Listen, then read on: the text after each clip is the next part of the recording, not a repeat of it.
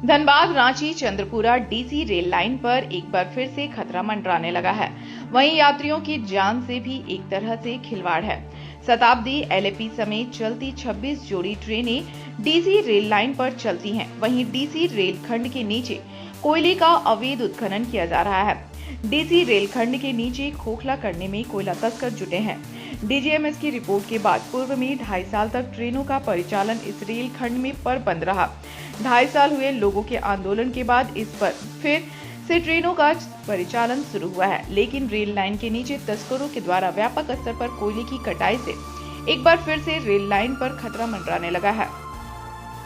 धनबाद चंद्रपुरा रेलखंड, जिस पर 26 जोड़ी ट्रेनें चल रही हैं, धनबाद के जोगता लोयाबाद थाना के समीप डीसी रेल लाइन के नीचे कोयले की बड़े पैमाने पर कटाई की जा रही है। हर दिन हजारों मजदूर कोयला कटाई में लगे रहते हैं। कोयले की इस कटाई से रेल लाइन के नीचे जमीन को खोखला करने में जुटे हैं। यही हाल रहा तो वह दिन दूर नहीं जब रेलवे लाइन के नीचे की कोयले की कटाई कर नीचे खोखला कर देने में कोई कसर नहीं छोड़ेंगे। इसका नतीजा एक बड़ी आबादी को झेलना पड़ सकता है। सिर्फ यात्रा के लिए ही परेशानी नहीं उठानी पड़ेगी, बल्कि किसी बड़े हादसे से भी इनकार नहीं किया जा सकता है। 2.5 सालों तक आंदोलन में शामिल समाजसेवी विजय झा ने कहा कि डीजीएमएस हेडक्वार्टर महज 10 किलोमीटर दूर है। एरियल डिस्टेंस महज 2 से 3 किलोमीटर है। इसके बावजूद भी डीजीएमएस देख नहीं पा रहा है। यह दुर्भाग्यपूर्ण है। ऐसे में डीजीएमएस का होना या ना होना कोई औचित्य नहीं है। हर तरह की माइनिंग के देखने की जिम्मेदारी डीजीएमएस की है। कोल कंपनियों के उत्खनन में नियमों की अनदेखी की जिम्मेदारी डीजीएमएस के कंधों पर है, लेकिन डीजीएमएस के अधिकारी पूरी तरह से सुस्त हैं। धनबाद चंद्रपुरा रेलखंड पर चलने वाली 26 जोड़ी यानी कुल 52 ट्रेनों को यह बोलकर बंद किया गया था कि रेल लाइन के नीचे आग है। बंद होने के बाद करीब 2 सालों तक आंदोलन चला। लगातार इसे लेकर आंदोलन के कारण ही 19 फरवरी 2019 को ट्रेनों का परिचालन फिर से आरंभ हुआ। फिर से उसी डीसी रेल लाइन पर खतरा मंडराने लगा है। ऐसे में कभी भी ट्रेनें बंद होने की घोषणा हो सकती है, जबकि इस रेल खंड पर 1 करोड़ 14 लाख यात्री विभिन्न ट्रेनों में सफर करते हैं। यह आंकड़ा रेलवे का है। अगर ऐसे रेलखंड की अनदेखी हो रही है तो रेलवे को बहुत बड़ा नुकसान होने वाला है। सिर्फ यात्री ट्रेन ही नहीं चलते, बल्कि गुड्स रेल भी चलती हैं, जिससे कि परिवहन होता है। यह सुगम रेलखंड है। बॉम्बे के बाद सबसे अधिक राजस्व देने वाला धनबाद है। डीजीएमएस मामले निष्क्रिय। रेलवे को इस पर ध्यान देने की जरूरत है। ऐसा ना हो कि अवैध उत्खनन के कारण इस रेलखंड के ऊपर फिर से खतरा मंडराने लगे। डीजीएमएस और रेल प्रबंधन दोनों को अपनी जिम्मेदारी निभाने की जरूरत है। साथ ही जिला प्रशासन को मामले में संज्ञान लेने की जरूरत है, ताकि भविष्य में कोई हादसा ना हो सके। धनबाद चंद्रपुरा जो डीसी लाइन है, वहाँ जोगता के पास इस तरह की घटना का सूचना आ रही है। यह बहुत ही चिंताजनक है कि अवैध कोयला जो निकालते हैं, चाहे जो व्यक्ति हो, चाहे जितना जिनका पहुंच हो, इस तरह की यदि काम कर रहे हैं तो पूरी तरीके से गलत कर रहे हैं।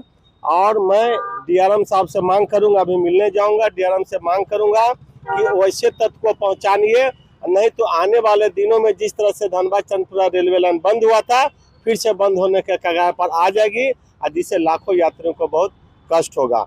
रेल के साथ साथ हम यहाँ के पुलिस अधीक्षक से भी मांग करते हैं कि आपको भी ध्यान देना चाहिए। यह भारत सरकार के संपत्ति के साथ छेड़छाड़ किया जा रहा है, इस पर रोक लगनी चाहिए।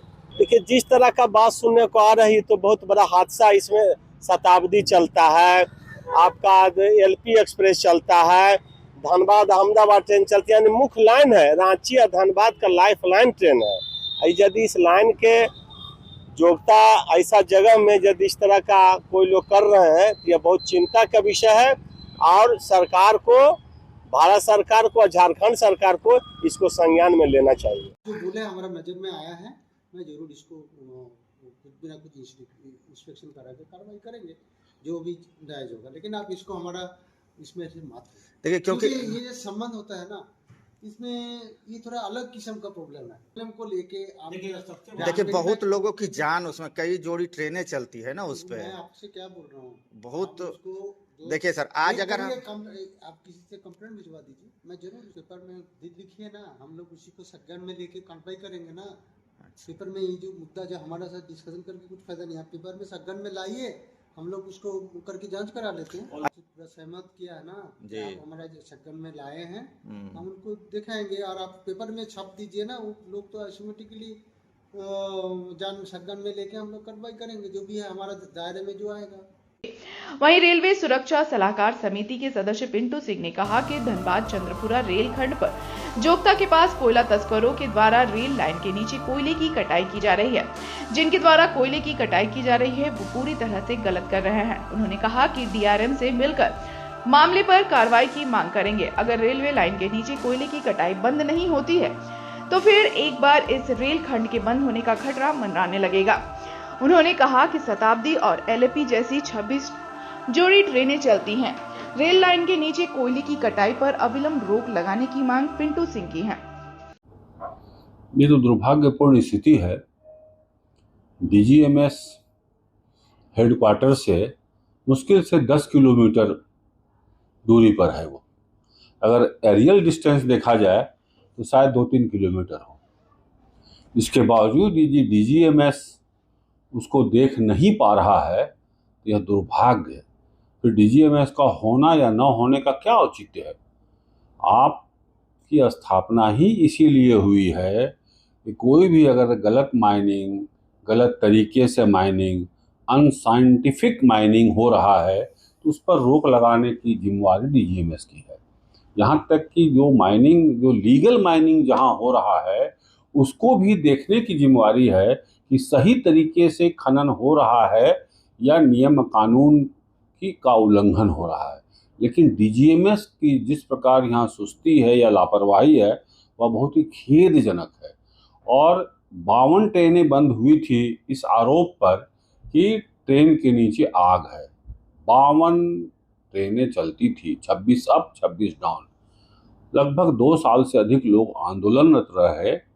लगातार आंदोलन चलते रहने का यह परिणाम हुआ कि ट्रेन सेवा पुनः चालू हुई। 2019 फरवरी 15 फरवरी को चालू हुई और फिर ये स्थिति पैदा हो रही है कि ये उस लाइन पर यदि संकट मंडरा रहा है तो कभी भी घोषणा हो सकती है ट्रेन बंद होने की। जबकि उस ट्रेन से, रूट से 1 करोड़ से अधिक यात्री प्रतिवर्ष सफर करते हैं, 1 करोड़ 14 लाख। ये आंकड़ा रेलवे का आंकड़ा है। और जिस ट्रेन रूट पर 1 करोड़ से अधिक यात्री सफ़र करते हो उसकी अगर अनदेखी की जा रही है तो रेलवे को भी राजस्व का बहुत बड़ा नुकसान होने वाला है। क्योंकि सिर्फ 52 ट्रेनें, यात्री ट्रेनें ही नहीं चलती है, वहाँ पर गुड्स ट्रेन भी चलती है जो कोयले का परिवहन होता है, जिसका सबसे वो सुगम रास्ता है। उससे रेलवे परिवहन करती है कोयले का और करोड़ों रुपये उसको। बॉम्बे के बाद सबसे अधिक राजस्व देने वाला धनबाद क्षेत्र है। पूरे देश में सबसे अधिक राजस्व, सेकंड पोजीशन है हमारा। और तब यदि हमारी इतनी सुविधा असुविधा का ध्यान नहीं रखा जा रहा है तो यदि डीजीएमएस निष्क्रिय है तो रेलवे विभाग को इस पर पूरी गहराई से अभी से नज़र रखनी चाहिए कि कहीं ऐसा न हो कि ये जो अवैध तरीके से उत्खनन हो रहा है उसका शिकार रेल लाइन हो जाए और अप्रत्यक्ष रूप से उस क्षेत्र में रहने वाले तमाम लोग हो जाएं। इसलिए यह चेतावनी है, अभी से ही ध्यान देना चाहिए। मैं चाहता हूं रेल प्रबंधन और डीजीएमएस में बैठे हुए बड़े पदाधिकारी दोनों की यह सामूहिक जिम्मेवारी है और साथ ही साथ जिला प्रशासन में बैठे लोग, मैं माननीय उपायुक्त महोदया से और एसएसपी साहब से, सबसे आपके माध्यम से अपील करना चाहता हूं कि बहुत गंभीरता से इस विषय को लें। ऐसा न हो कि बहुत देर हो जाए। रूप से कभी भी हादसा हो सकता है। वहीं डीजीएमएस यानी खान सुरक्षा महानिदेशालय के महानिदेशक पीके सिंह इस मामले पर बोलने से बचते नजर आए। उन्होंने कहा कि मामला हमारे नजर में आया है, मामले की जांच की जाएगी।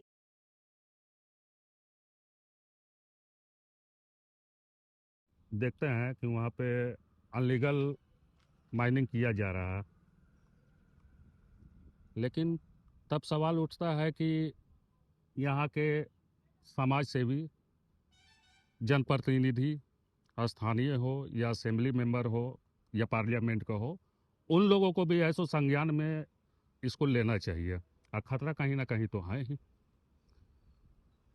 इस पर रेलवे को भी संज्ञान लेना चाहिए। जिम्मेदार नागरिक होने के नाते हम वहाँ के प्रोजेक्ट अफसर जो कनकनी कोलियरी का गोपाल जी थे, गोपाल जी को हम लिखित में दिए थे। तो यहाँ ये पल्ला झाड़ने वाला है सो काम करते हैं, बोलते हैं कि मेरा लैंड नहीं है, उसमें हम कुछ नहीं कर सकते हैं।